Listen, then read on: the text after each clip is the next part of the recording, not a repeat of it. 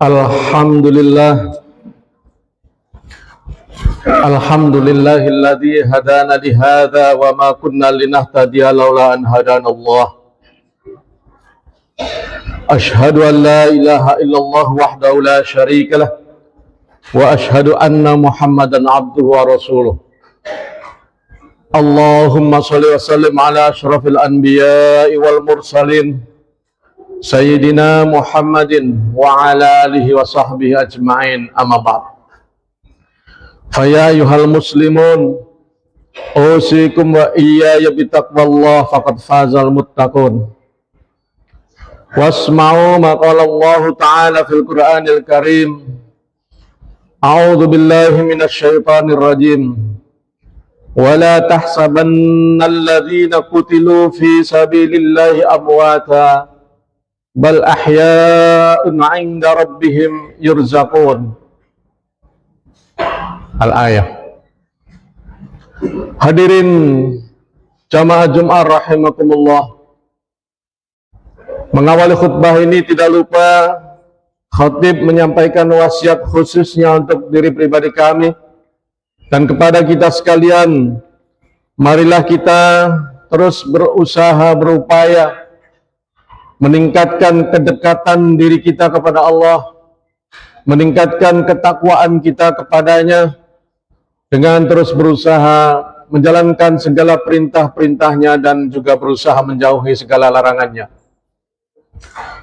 Kaum muslimin rahimakumullah, insyaallah 2 hari yang akan datang, tepatnya tanggal 10 November, bangsa Indonesia akan merayakan peringatan Hari Pahlawan. Kita tahu bahwa 10 November tahun 1945 merupakan hari yang bersejarah. Bahkan menjelang tanggal 10 November 45 itu,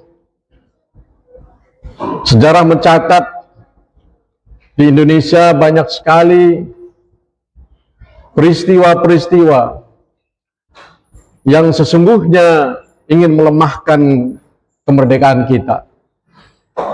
Padahal 17 Agustus 1945 bangsa Indonesia sudah memproklamirkan kemerdekaannya.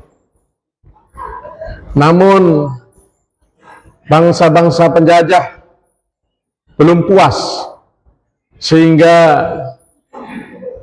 mereka masih terus berusaha untuk bagaimana mencakarkan kakinya, menjajah Indonesia. Dan tercatat juga dalam sejarah, tentara yang menamakan diri sekutu dari Britania itu kan setelah Jepang dibom oleh sekutu di Hiroshima dan Nagasaki, tugas tentara-tentara itu sebenarnya ingin melucuti tentara Jepang supaya menyerah. Tetapi karena agak terlambat, tentara-tentara Jepang itu dilucuti oleh bangsa kita sendiri, khususnya terjadi di Surabaya. Dan ternyata dari Britania ini punya niat lain. Selain melucuti tentara Jepang, ada maksud agar Indonesia ini dikembalikan kepada Belanda. Artinya yang menaungi Indonesia itu Belanda, karena memang penjajah aslinya katanya Belanda.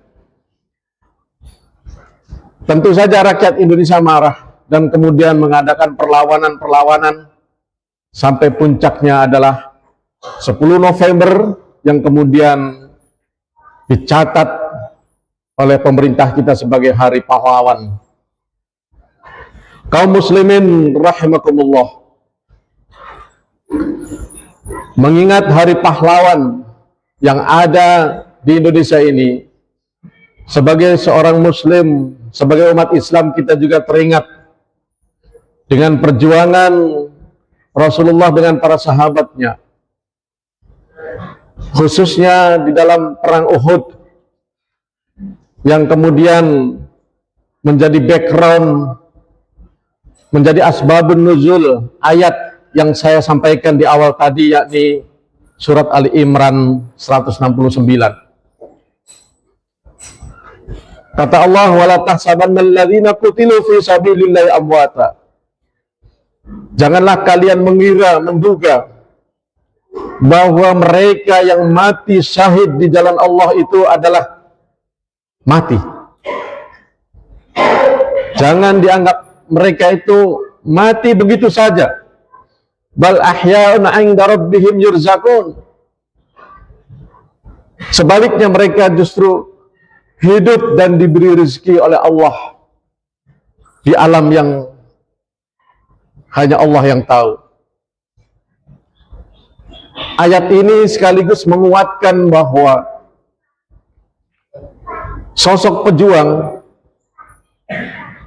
yang ketika berjuangnya itu adalah li'i'la'i kalimatillah, menegakkan kalimah-kalimah Allah, menegakkan keadilan, karena keadilan juga merupakan perintah Allah, mengetaskan diri dari penjajah, karena Allah juga menghendaki bangsa manusia ini semuanya merdeka. Itulah sebabnya perbudakan dalam ajaran Islam juga step by step, sedikit demi sedikit terus dibebaskan, terus dimerdekakan.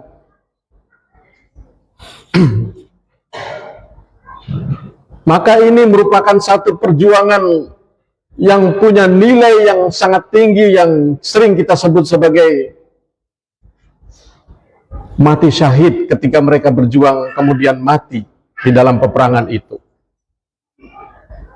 Kita bersyukur sejarah bangsa Indonesia juga, karena bangsa kita sejak dulu sudah lumayan, mayoritas sudah banyak ulama, banyak kiai, sehingga motivasi yang menghinggapi, motivasi yang tertanam di dalam dada para pejuang Indonesia saat itu bukan semata-mata ingin memerdekakan bangsa, tetapi ini merupakan kewajiban agama. Maka dari itu insya Allah kita yakin perjuangan mereka pada hakikatnya adalah lillahi ta'ala, karena Allah subhanahu wa ta'ala. Dan itulah sebabnya kita yakin dengan seyakin-yakinnya para pahlawan itu gugur menjadi sosok-sosok syuhada atau dalam keadaan syahid. Hadirin kaum muslimin rahimakumullah, ayat tadi oleh Syekh Profesor Dr.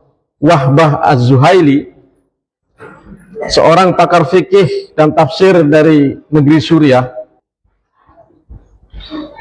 itu menyebutkan, jangan kamu mengira bahwa orang-orang yang mati syahid di perang Uhud dan perang lainnya itu mati, melainkan mereka itu hidup di alam khusus yang mana tidak ada yang mengetahui kehidupan di alam itu kecuali Allah subhanahu wa ta'ala.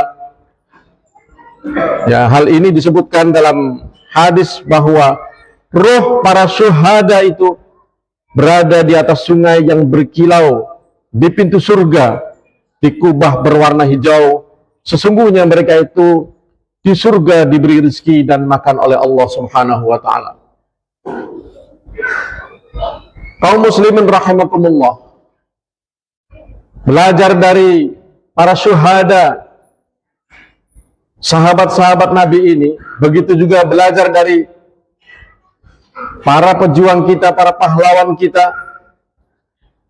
Tentu mari kita tanamkan jiwa perjuangan di dalam kita semua.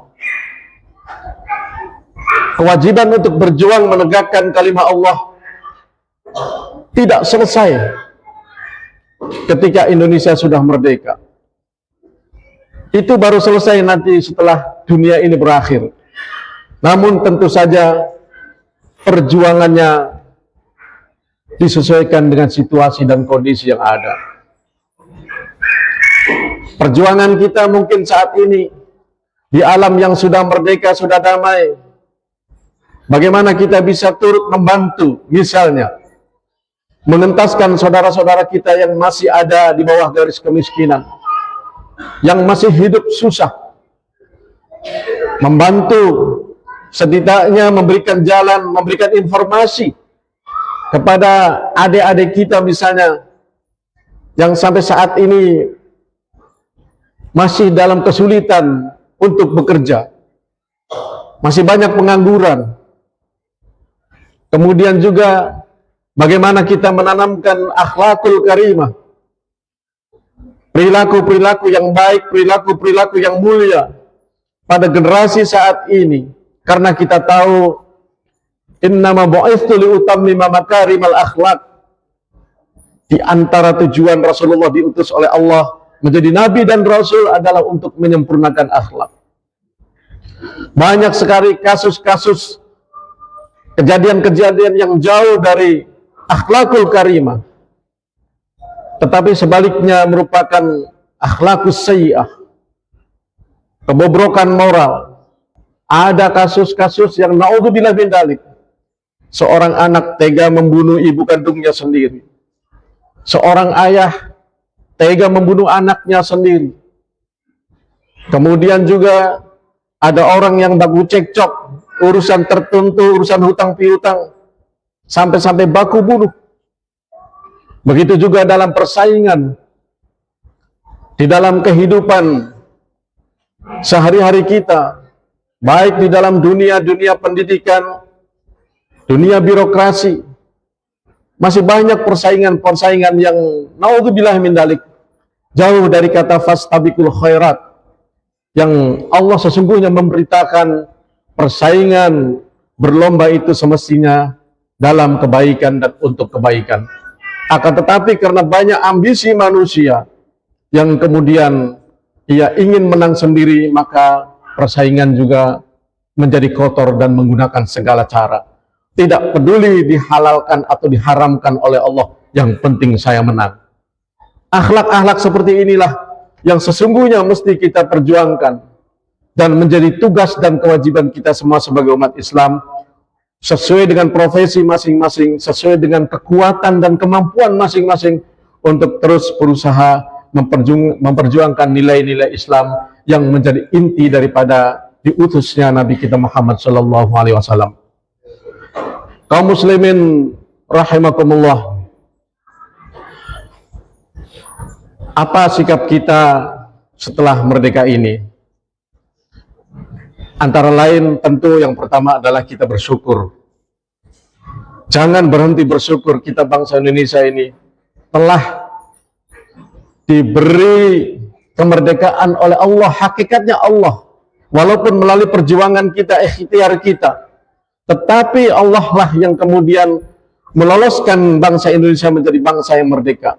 Dan itu juga diakui oleh para founding father kita, para pendiri bangsa, karena tercantum di dalam preambul pembukaan Undang-Undang Dasar 45 bahwa kemerdekaan ini pada hakikatnya adalah atas berkat rahmat Allah yang Maha Kuasa. Itu pengakuan yang sangat luar biasa. Kemudian berterima kasih kepada para pahlawan, para pejuang. Mungkin juga di antara mereka adalah orang tua kita, kakek nenek kita. Cara berterima kasihnya, mari kita doakan mereka pada momen-momen tertentu. Syukur-syukur pada setiap selesai sholat wajib kita ingat mereka, kita doakan mereka. Ya, saya meskipun pernah tidak setuju, ya, kalau dulu itu kalau mengheningkan cipta itu kan pembina upacara biasanya langsung berdoa untuk para pahlawan. Tetapi sekarang hanya kalimat mengheningkan cipta. Ya udahlah, mungkin ini bentuk toleransi, saya juga tidak tahu asal muasalnya. Tapi yang jelas bagi seorang muslim ketika posisi mengheningkan cipta, kirimkan surat Al-Fatihah untuk mereka-mereka yang telah gugur mendahului kita. Kemudian sebagai bentuk rasa syukur juga, mari kita pertahankan persaudaraan. Jangan membuat gaduh. Jangan membuat sesuatu yang membuat bangsa ini kemudian menjadi kacau balau. Kita bersyukur Indonesia ini luar biasa. Begitu damainya ya. Selesai pemilihan presiden, perangkulan, malah yang kalah direkrut. Ini jarang didapatkan di negara-negara lain. Nah ini mudah-mudahan terus seperti ini sehingga kita semua bisa berdamai. Tapi tentu saja sikap kritis, memberi masukan-masukan untuk perbaikan-perbaikan pada pimpinan-pimpinan kita masih perlu terus kita perjuangkan, masih terus perlu kita lakukan, karena itu adalah masukan atau nasihat bentuknya kalau ada yang melenceng-melenceng.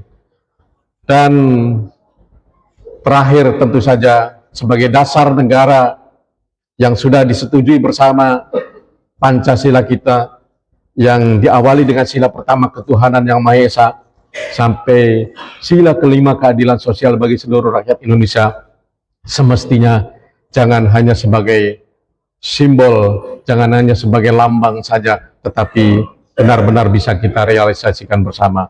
Inilah khutbah yang dapat kami sampaikan, mudah-mudahan bisa dipahami oleh kita semua dan bisa menjadi bahan renungan buat kita semua di dalam situasi atau suasana Hari Pahlawan 10 November ini. Barakallahu li wa lakum fil Qur'anil azim wa nafa'ani wa iyyakum bima fihi minal ayati wa dzikril hakim wa taqabbal minni wa minkum tilawatahu innahu huwas samiul basir.